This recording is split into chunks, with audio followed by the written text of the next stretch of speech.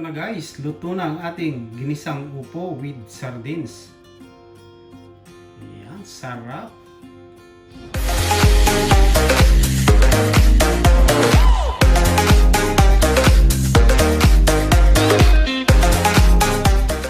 Hello guys!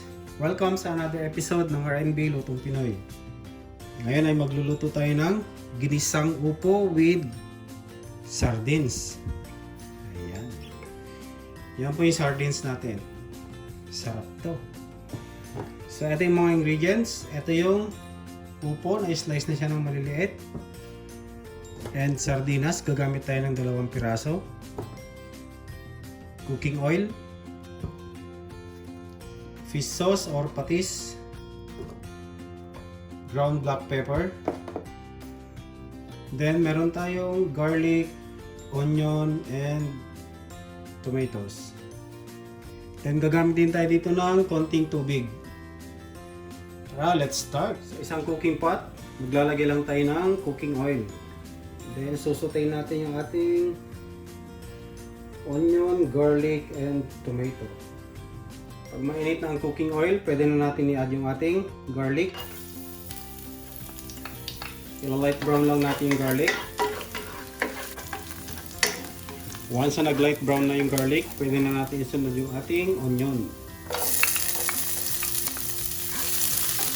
Palalambutin lang natin yung onion, then isunod na natin yung ating tomato.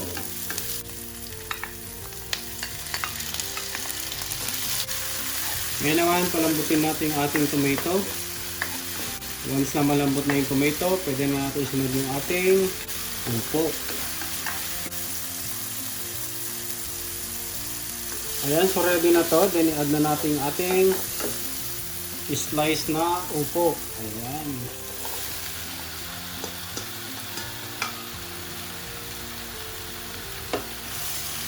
So igigisa lang natin ng konti to, then after that, pwede na natin lagyan ng hot water para mas mabilis kumulo.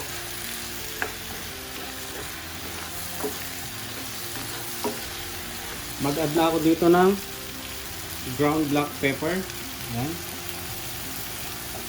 Ayan. Mas masarap.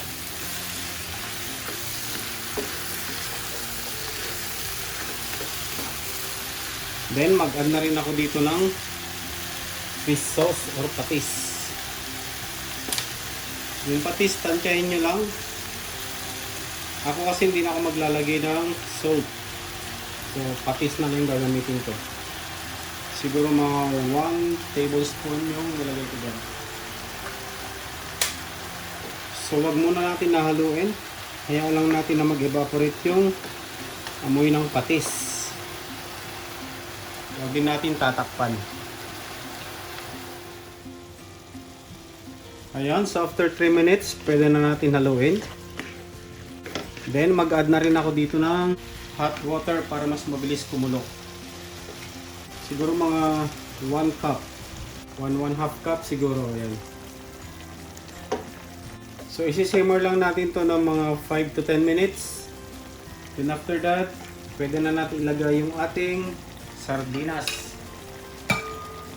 So, balikan natin mamaya. Check na po natin.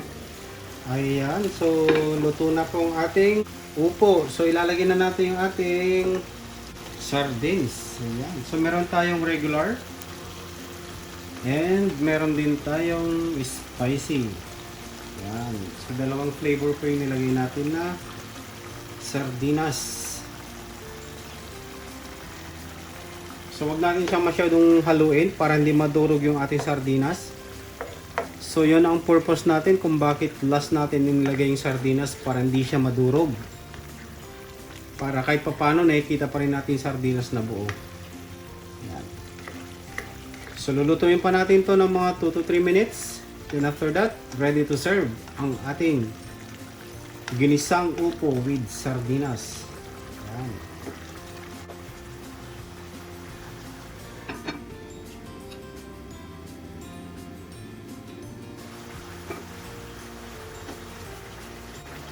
Siya nga pala guys, kung bago ko lang sa channel na to, huwag kalimutang mag-subscribe Pakiclick na rin yung notification bell para lagi kang updated sa mga videos na aking mga i-upload. So balikan natin after 2 to 3 minutes. Eto na guys, luto na ang ating ginisang upo with sardines. Ayan, sarap.